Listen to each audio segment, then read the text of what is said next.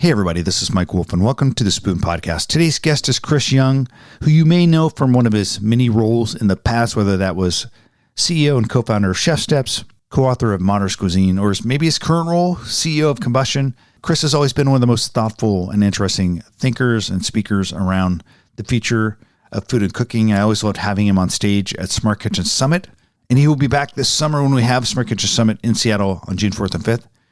And so I thought I'd bring him on the podcast and talk about what he's up to, some of the things he's thinking. I know that they just released a new update to their predictive thermometer, this physics-based prediction engine. So I talked to him about that. We wrote about it at the Spoon, and he talked about how he's using artificial intelligence actually on the chip in the thermometer, not on in the cloud, not on his phone, on a phone, but actually in the thermometer. I thought, how is that possible? What makes that possible today to do that type of advancement in technology like a smart connected thermometer? And so we talk about that. We talk about where he thinks AI is going. And we talk about whether or not big appliance brands need to actually build out that muscle, the AI muscle, that internal competency, or do they need to outsource it? And we talk about where he thinks everything's going. So it was a lot of fun. I think you'll enjoy the conversation. It was one of the most educational and informative podcasts I've had here in a while, so I think you'll really learn a lot from it. I can't wait to see Chris, as I said, at the Smart Kitchen Summit. We'll be bringing that back to Seattle on June 4th and 5th. If you want to learn more about that, go to smartkitchensummit.com. So that's it for now. Let's get to my conversation with Chris Young. Well, hey, all right. I'm really excited to have an old friend of the podcast and the Spoon back on the show, Chris Young. Chris, how you doing? I'm doing very well, Mike. Thanks for having me. Yeah, we connected, I think, maybe a month or two ago for coffee, and you gave me an update of what's going on. And that's one of the benefits of having someone like yourself in my neck of the woods in Seattle. We can do things like that. Yeah, actually meeting in person. It's kind of weird after the last few years. Exactly. It's a weird thing. But I've been following from afar, so it was great to get that in-person update.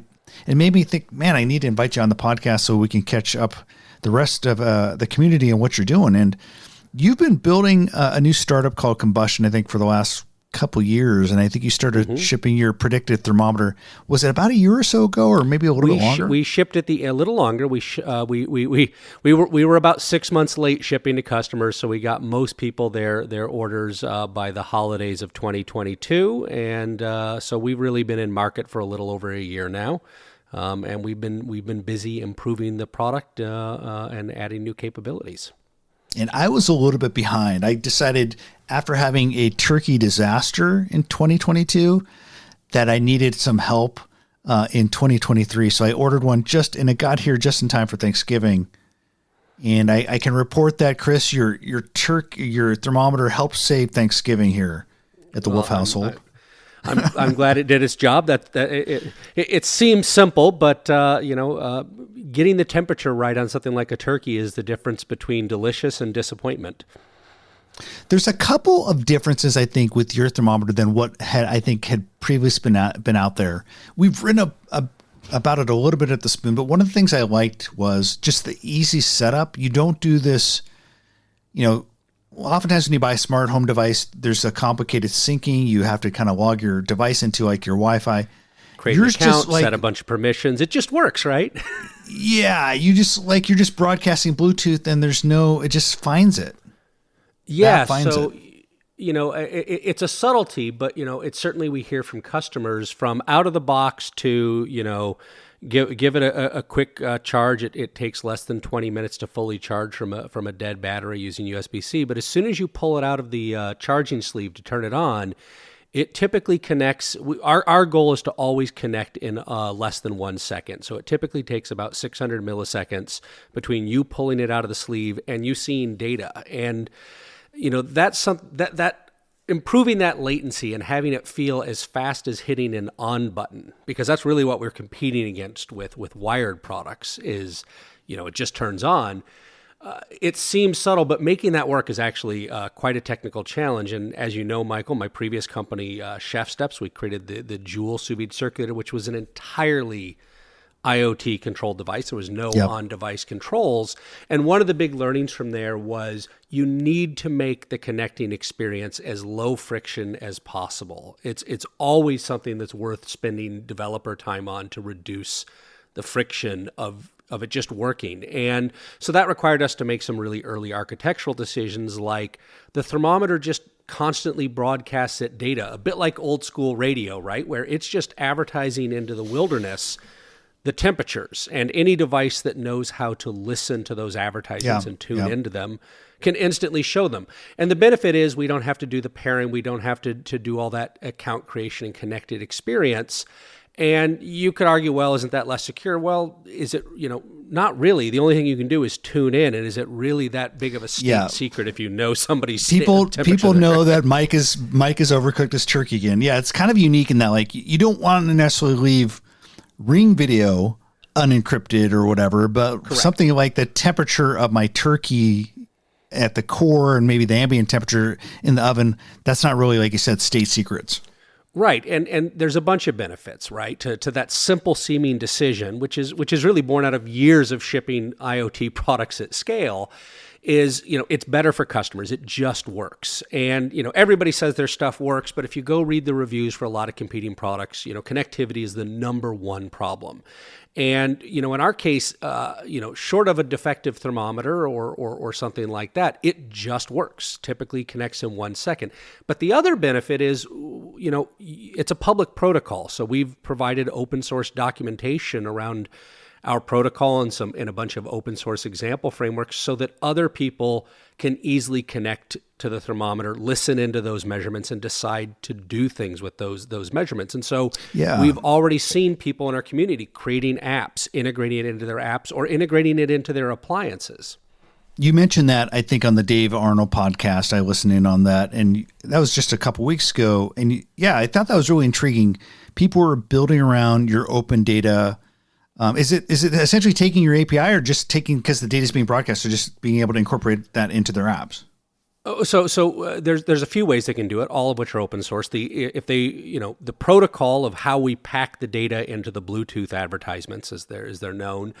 We have a bunch of nice documentation on our website in our GitHub repo, but we also decided to release a bunch of frameworks and tools so that that are also open source, so that you can just drop them into your app, and you don't have to worry about handling the connection or unpacking the data or asking for missed bits of data. Like, we handle all that. And again, the goal is to really make it really easy for people to do something with those measurements. All we can do is take measurements, and if you tell us what temperature you're trying to get to, we can make predictions. If you tell us what level of safety you want, we can calculate that. But we can't control the appliance, and we're not a recipe app. And so it's nice to see people taking those tools, dropping them into their work, and making them useful for everybody who owns a predictive thermometer. Are there any examples of other app developers or maybe a hardware developer that you can give that you've seen out there in the wild using your data? I think the absolute best recipe app on iPhones or iOS is the Crouton app, and the developer's an independent developer down in New Zealand. It's a free app, although there's some really great paid features.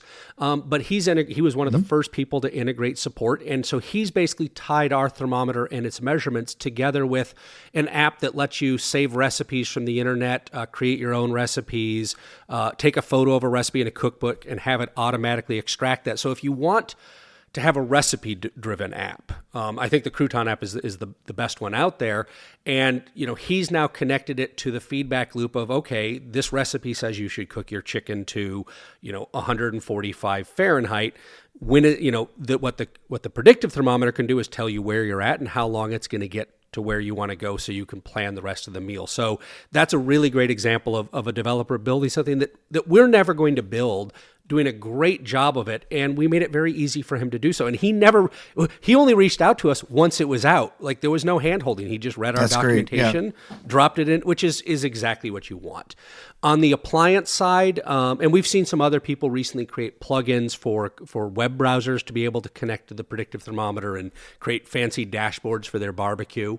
But we've on the appliance side, Fisher & Paykel, which is part of the GE High Air Group, they have integrated integrated the predictive thermometer into all of their new cooktops and ovens going forward, so that their ovens can listen into the measurements and make decisions on whether it's time to turn the temperature down or turn the temperature up to basically cook the food to the way you want. And so, that's a great example of a really good appliance manufacturer doing what they do best, and piggybacking on our open source frameworks to do things with our thermometer. It's interesting. It's like you made it open, and because of that, you're seeing pull through both on the software independent developer side and on the hardware side, more not necessarily independent, but a large corporate brand.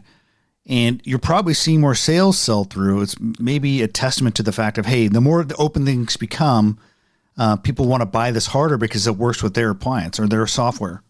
I mean, there's certainly a great, from our perspective, there's a really good business argument of putting really thoughtful design into the framework of how our product works, providing really good documentation so that companies that want to integrate it don't have a hard time doing it, and making it very open source so that you don't spend months and months and months of time going back and forth with lawyers over who owns what. Like we made that very easy and very permissive. And so yes, we've seen more, and that's been a good business decision. But philosophically, and Mike, you and I have known each other for a very long time. I've been in the cooking space for going on 25 years, starting as a scientist who became a chef, who then wrote about the science of cooking, then created Chef Steps. My goal has always been to create the future of the kitchen, and whether that was innovating new techniques and cooking new dishes at the Fat Duck, or telling, or providing, explanations of how this all works through modernist cuisine, all the way to Chef Steps, where we were creating hardware to advance sous vide. A lot of people are basically focused on going backwards in the kitchen. They want to go back to cooking over charcoal and cooking over fire, which can be fun. But if you go, if you look back at what it was really like in the 19th century, the kitchen was not a fun place to be. The modern kitchen is much, much healthier, much safer, and it does a better job of cooking our food.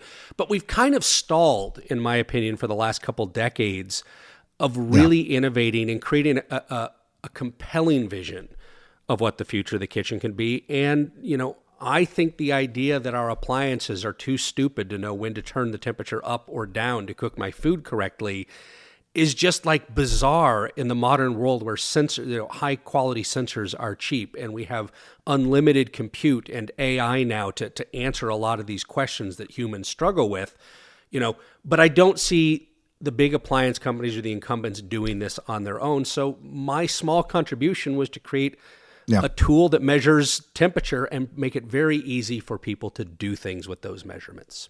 It's so interesting how you just described there's this push over the last couple of decades for people to go backwards. There's been this embrace of fire. And I don't know if it's maybe because it's like one of the few areas where people they can embrace kind of what a world that's not moving forward super fast.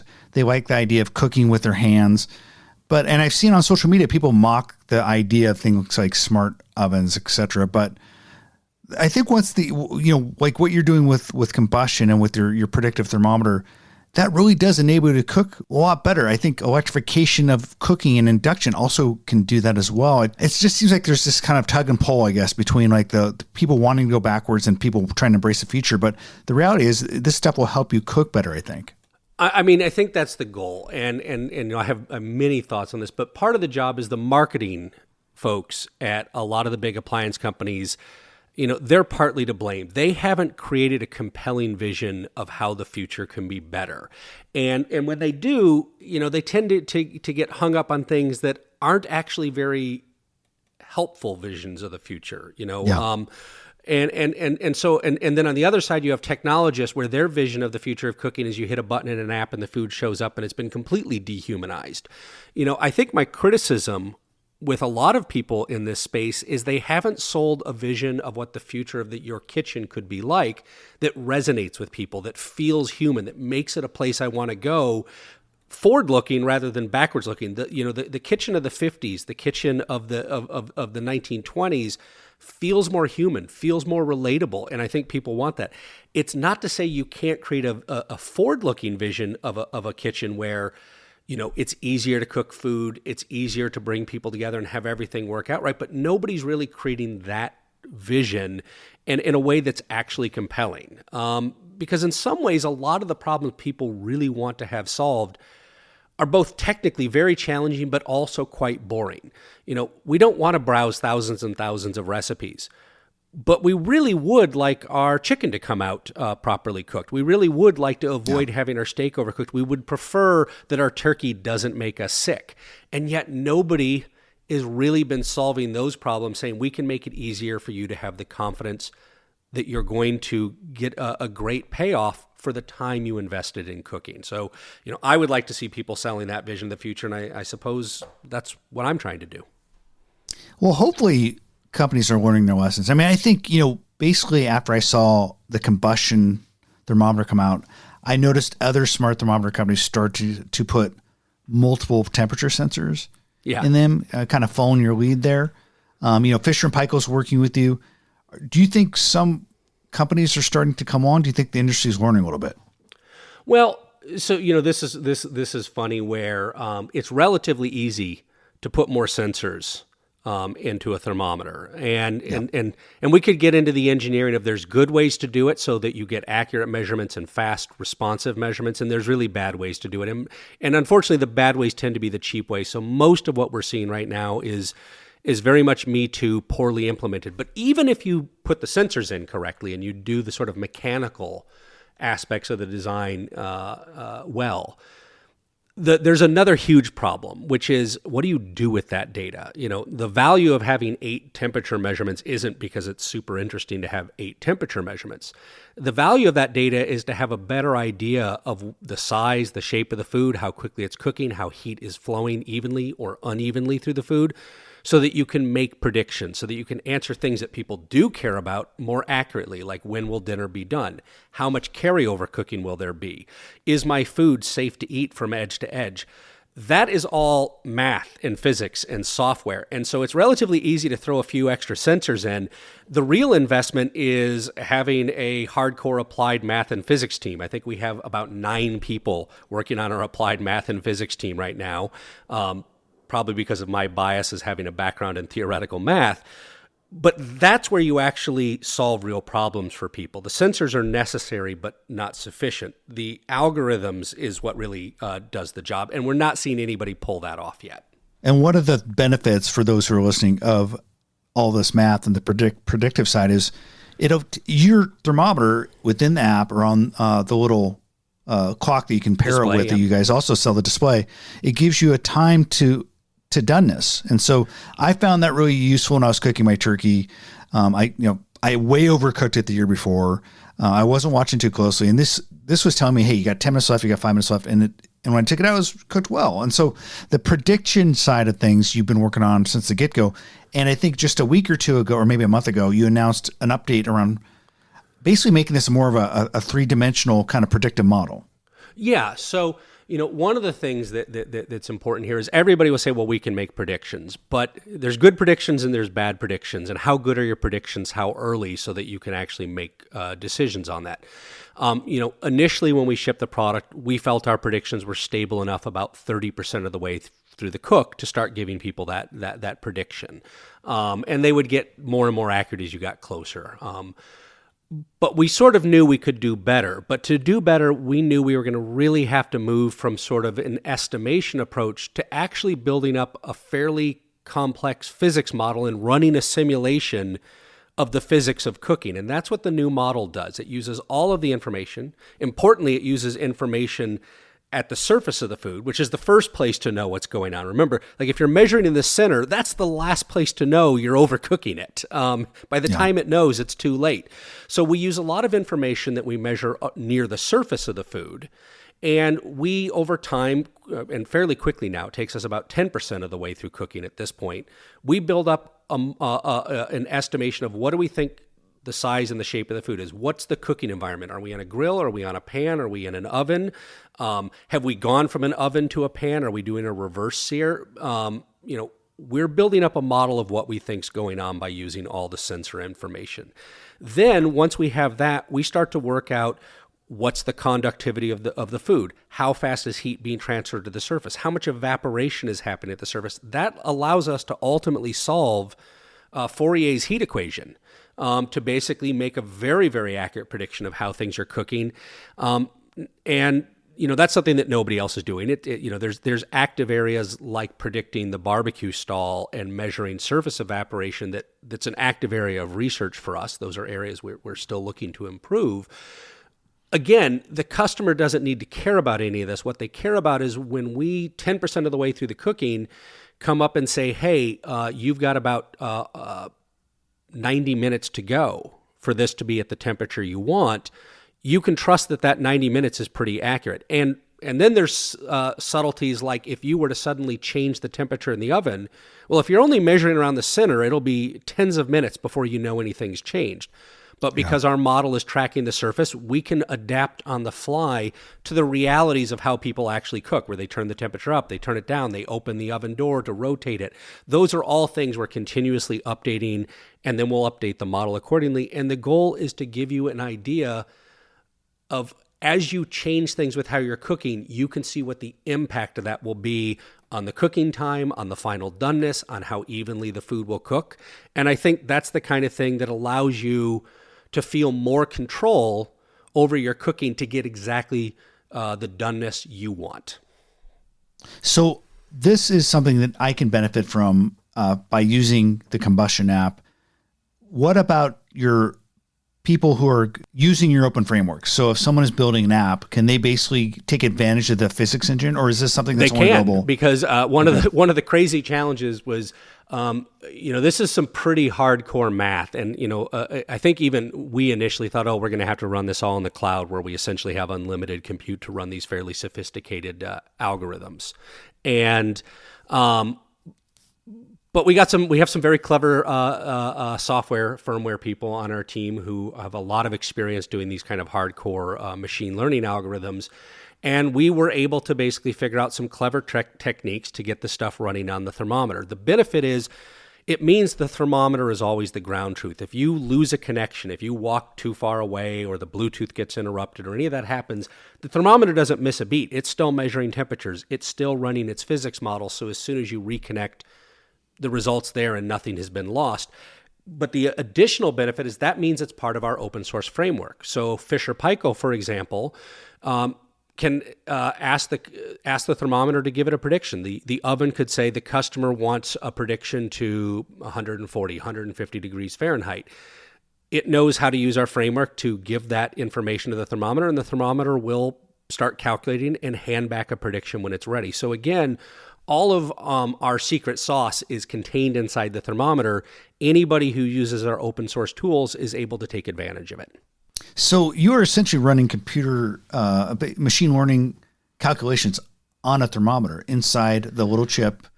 In a little chip with an incredibly tiny battery, in an environment that is very close sometimes to the boiling temperature of water. It's actually crazy, but it does work. So it kind of leads me to the next kind of broader question, where you think things are going, because you think a lot about the future. I was at CES a couple weeks ago. Everyone, and this is a lot of the marketers, are slapping AI into everything. I saw literally 2 or 3 oven or outdoor barbecues, Chris, that were AI-powered barbecues. And what is that AI doing for them if you don't know what's going on in the food? It's probably, some of it is, hey, if it has any sort of computer vision, or if it has some sort of algorithm running where there's a little machine learning and on the phone or in the cloud, I think they're slapping on the label. But where do you see this going in terms of, do you guys think you'll tap into maybe generative AI at some point to kind of accentuate the output that the consumer gets? Obviously you're using machine learning now, but where do you see it going? So I think in the short term, AI as it's being marketed is going to be disappointing to a lot of people. It's going to, it's going to burn some people in the way that IoT burns some people. But there's going to be meaningful things that come out of it. As an example, there's things that we can do algorithmically now that, like, 5 years ago were essentially an impossibility. The state of the art wasn't there yet. And now we're like, okay, we can put this in a thermometer and we can actually solve these really, really hardcore math problems. Bro, before you move on, I want you to continue, but what happened where you can algorithmically run this on a small chip? It's just the power of the processor and the miniaturization? Combination of courtesy of TSMC, the kinds of microprocessors you have inside a Bluetooth chip now are like actively monstrous, and they're incredibly energy efficient too. Like the knock-on benefit to what cell phones have driven is that everything has absurd amounts of compute. And the other part of it is AI has given us new tool sets, new types of approaches to solving it that are less brute force than the way you might have solved a partial differential equation previously. And the combination of the chips have gotten better, and we've gotten smarter about solving these kind of algorithmic problems with new tools, have converged to make things far more tractable. Still not challenging. As I said, we have a lot of very experienced PhD level researchers and software engineers on that team, but it's doable today.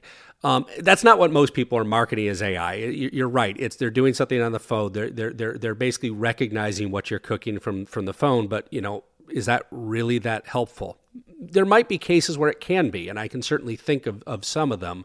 But I think mostly it's going to be done poorly because nobody at these companies from the product manager standpoint is really thinking through end to end, how does this deliver a better experience? Instead, they're sort of saying, well, hey, we need to have something new to market. Let's throw this in as quickly as we can, as cheaply as we can, so that we have something to talk about, rather than to say, we're going to make a fundamentally better product experience that will pay us dividends over time.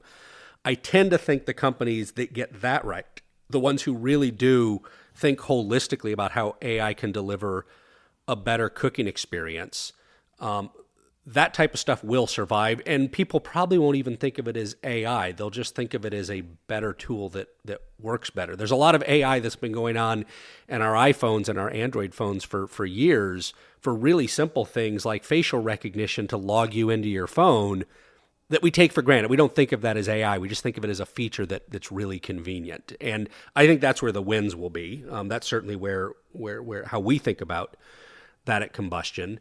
But an example of the kinds of things with generative AI that I think do make sense is,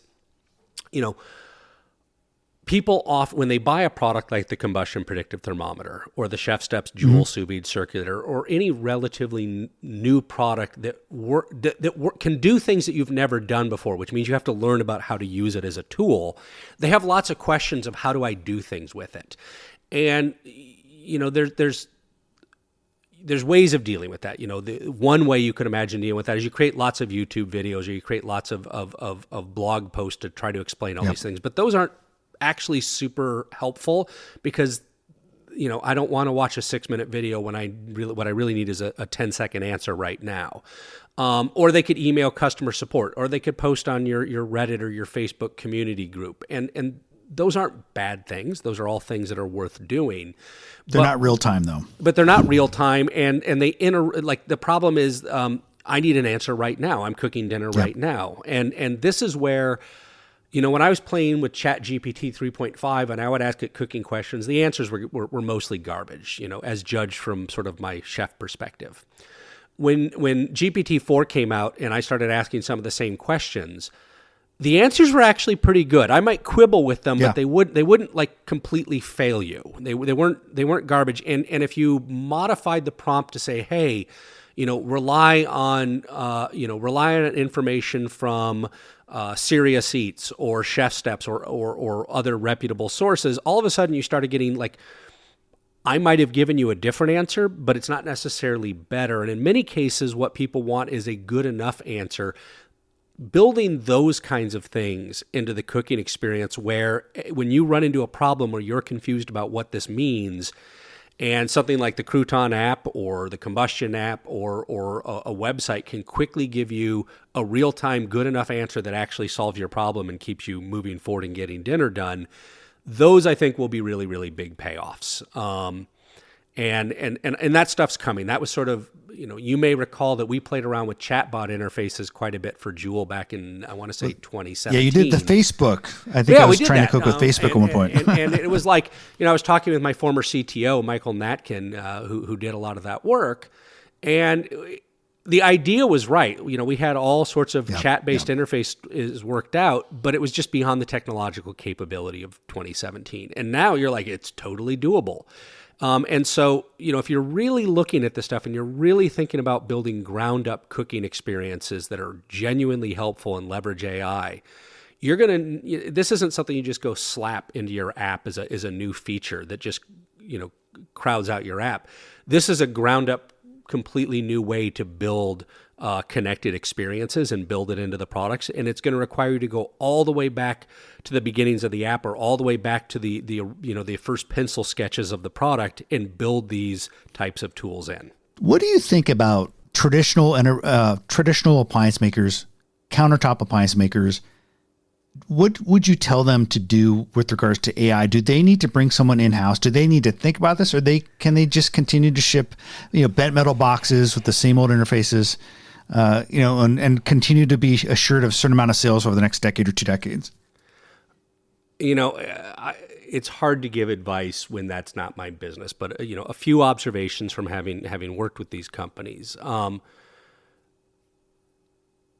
It's very hard to sustain a multi-year effort on something like an AI software feature for these companies. That culture doesn't exist. The way of thinking about the long-term payoff of software tends to not be a strength of these companies. And so while they have the resources to go do this, the willingness to make those investments and sustain them, for years and years and years, and learn and iterate, that hasn't proven to be their greatest strength. And part of that is just the nature of their business. One of the things that I didn't understand very well, a decade ago when I first started talking to these types of companies, was how much their business is driven by not the end users of their products, but, the bulk of these businesses, they're selling 100 ovens at a time through a wholesaler to a developer of a condo building who has a price point to hit and needs something that's going to show well in the real real estate listings to sell the condos, and so it's actually not the norm for people to go out and buy their own appliances. They often come with the house they bought or they're renting. Yeah. And even if you do a kitchen renovation, that might be the one occasion you do it, but you're often sort of swayed by the contractor, or you're swayed by, you might have a consulting designer. And so part of the problem or your wife, or any of these things, but part of the problem is,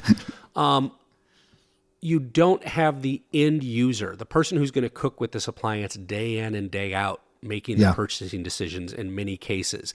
And the problem is the people who will benefit from those kinds of AI features are the end user. It's not the contractor who just wants a competitive price. It's not the kitchen designer who wants to have some nice photos for their portfolio. And so I think that's really the challenge. And I think that is kind of why, there was an opportunity for combustion, for a company like Fisher Paykel to recoup the millions and millions of dollars we've invested in the AI and the algorithms team. Not just, they could maybe build the hardware, but doing the software, investing in the hardcore machine learning research, I think it would be very hard for them to sustain that effort for 3 or 4 years when they're only going to maybe sell 12 or 25,000 units a year. Like, we're in a much better position because we can spread it across the entire consumer base. And so I think you're going to see more partnerships emerging between the big appliance companies that can provide the infrastructure, the appliance that's got ventilation over it, that's plugged into a 240 volt, 40 amp or 50 amp circuit. They're going to be very good at that. If they basically open up those appliances as a platform that third-party accessories like the predictive thermometer can take advantage of, I think over the long term, they actually take less risk, but they actually get a market benefit, because as more small companies like Combustion can get wins by integrating with these appliances inexpensively and easily, making our products more useful, I think you start to get a lot of things like the rice cooker no longer has to be a dedicated appliance that you put in a cabinet and you pull out and you plug in it. Instead, it can be a special pot that goes on the stove that's fairly inexpensive, that works as a normal pot, but now it can communicate with the stove to do what a rice cooker does, which is turn the power on and off at the right time. And now a lot of these small appliances can migrate back to the cooktop. They can migrate back into the oven, but it's going to require that the appliance companies open up a little bit. And it's going to require some faith by the small companies like Combustion to trust that that's going to happen so that we can build these products. But if it does happen, would I preferentially choose, a GE appliance that does that over a Samsung appliance that doesn't do it when they're at a similar price point and a similar aesthetic? I probably would. So I would argue that over a number of years, GE accrues returns on that decision to open up their platform because there's a better ecosystem of things that will work with it. So I'm hearing a couple things. Be thoughtful if you're a big guy about how open your platforms are so innovators can plug into them that are doing that 3 to 4 to 5 year investment in AI, and maybe where they are good at things like new forms of heating or maybe building steam into your built-in appliance. Continue to innovate on that front, but keep your platforms open to the technology innovators. Right. I mean, the risk at a big company, and I won't, I'm not trying to single anyone out here. Right. But the point is, the risk is a couple things happen. One, you have a business decision made by somebody of, we want to control it all and we want to reap all those profits. But it's like, that's not how you build a platform. You build a platform by letting other people have profits that you couldn't go get yourself. And unless you're going to sort of transmorgify your big appliance company into a consumer electronics company, you're not really going to go do that stuff. But there's this sort of attitude towards being stupid greedy of we want to control it all, we want to vertically integrate and have everything. Well, if you do that, you get nothing.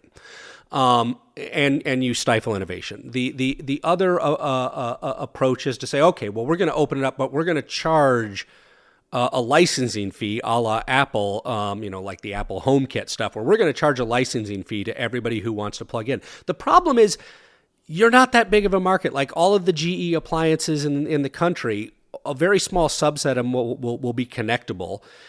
And it's going to be very hard to reach those consumers. So if you start trying to tax the companies that you want to come play in your ecosystem before your ecosystem's worth a damn, it also never happens. So there tends to be this short-term, like we have to get a payback on doing this, and so we need some way of making money from it. When really you should just say, look, it costs a few dollars to put these chips in. We don't have to go redo our UL certifications because the appliance will always be in charge of the safety decisions. And once we basically write the firmware that and provide an open source specifications of how you must connect and communicate to our appliances, there's no real ongoing cost, or it's very minimal. So it's the kind of thing where you just basically say, yeah, we're going to go ahead and do that. And then we're just going to, make sure people know it's there, and we're going to have really good documentation, and we'll maybe try to incentivize some people to do it. But you just have to wait years to see the ecosystem develop. And all you really can do is nurture it at that point. You see that kind of attitude in the technology space all the time. It's sort of well understood that that's how you have to develop a platform. You have to subsidize it. You have to make it really friendly for the people that you want to come to your platform and build on, right? That attitude doesn't exist for the most part at the decision-making level in these big appliance companies. And until that changes, or until you get a fairly visionary leader making some of these fairly easy decisions and then allowing it to happen for a number of years, you won't really see the kitchen radically change. Going back to my perspective on this from the types of things that we see the appliance companies doing now are the kinds of experiments that Chef Steps and Innova and others were doing in 2015, 2016. We actually kind of know the results that those weren't particularly great experiments. The things that we do know were worthwhile, like opening up the platform and making it easy to develop for, like that's not very sexy, and so nobody's doing it. But that's what you really need for innovation to happen, in my opinion. Well, hopefully some of the big appliance guys, and some of them do listen to this podcast, so maybe they'll hear you, Chris, and come and talk to you. And also you're getting the word out, just switching gears a little bit. One of the things I've been enjoying is your YouTube channel. It feels like you're getting a little bit back to the Chef Steps early days when you were doing a lot of videos. And I watched one on basting. You did this cool smart oven like showdown, which was a lot of fun. Mm-hmm. And maybe my favorite one was last summer you did how to make a Slurpee, which I haven't actually put everything together to try and do this, but at some point I'm going to. What's up, man? You're getting back to being like this creator again? What's going on? Yeah, so it's very funny. As you know, Mike, my background was, I was a scientist who became a chef, and I worked at a very, very famous restaurant as their head development chef for years. And so, I spent 5-6 years of my life creating and developing innovative new cooking techniques. And then I went and spent 5 more years writing about that and writing about the science behind them in modernist cuisine. And then in the very early days of Chef Steps, I wrote a lot of the scripts for the video. I wrote the blog posts. I was in some of the videos. I did some of the videos. And then Chef Steps kind of got big, and I got really busy, and I stopped being a creator. And after I sold Chef Steps to Breville and I had some time off, I found I really missed that. And one of the things that I think is great about YouTube is I think YouTube is the best way to build a meaningful audience, an audience that can support you, financially to make it worth your time to do these things, where you can create really nuanced content. TikTok, Instagram Reels are fairly disposable content. If you create a great YouTube video, that video can still be useful 5-10 years from now. And so it's as close to sort of publishing a book in the digital space as it gets. I mean, I think blog posts would be closer, but there's a lot of things in cooking where a video is better than the written word. And so, I started going back to my basics of being a creator. I mean, me as somebody who creates products, but first and foremost, my thing is about cooking and helping people to understand the hows and whys of cooking. And so, I'm doing videos that I'm not seeing other people do. Like, everyone wants to do a beef Wellington. Beef Wellington is not actually a hard dish unless you don't really know how to prep it properly. So I did a video saying, look, here's how you prep it. By the way, freeze everything so that you do your prep even months in advance, and then cooking is just a reheat job and everything comes out better. And like that, or I want to dive into the science of searing. And so, I've had, my biggest regret with YouTube is I don't have time to create more videos. Like, my list of videos I want to create is growing much faster than my ability to create them. But I am working on a bunch of new ones. And a happy benefit is it turns out to be an incredibly good way to raise awareness of the combustion predictive thermometer and sell thermometers. So it's a bit of a virtuous cycle. I create videos that hopefully help people cook. I tell them about my thermometer, and some of them go buy it, which helps me create more videos. There's a simplicity to that business model that I like. Yeah, you're kind of getting back to basics. But Chris, really all you need to do is create AI virtual Chris to create all your new videos, and that'll probably come maybe a year or so. I think that's when I retire. There is a point where I go, it's time to do something different. Yeah, so I would encourage people to check out your YouTube channel. I think it's at Chris Young Cooks. You can just probably search you Chris Young Combustion. You'll find. And that beef Wellington was also one I wanted to try out. But it's been a lot of fun watching you doing these videos, Chris, and a lot of fun talking today. I learned a lot, as I always do, so I appreciate you spending time with me today, and I hope people can learn from you. So if they want to find out more about what you're doing, go to the YouTube channel. Where else should they find you?